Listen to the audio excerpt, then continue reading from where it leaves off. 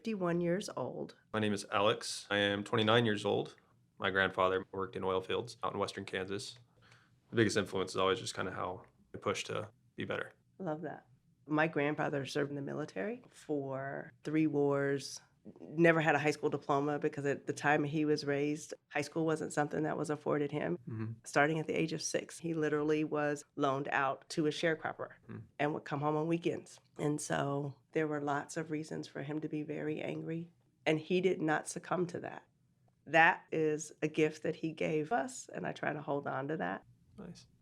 Could you describe your personal political values? I typically describe myself as conservative. I usually vote Republican, though I know if you're sitting on one side, you're obviously missing the rest of the story.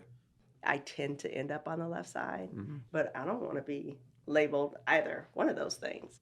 I live in a neighborhood here in Wichita where at the height of George Floyd, the number of American flags on houses tripled. And we are literally the only Black people who live in our neighborhood. I've told you who my grandpa was, right? And how I grew up. Right. So I literally went and got a Black Lives Matter flag and an American flag and put them in my front yard. We have a country where we're operating out of a spirit of fear. And fear is never a good motivator. Yeah. What do you hope for the future? Hopefully people starting to take the steps to find common ground, having those actual conversations about what truly would benefit people in general. And hopefully one small step will be a good kickoff. That's what I hope.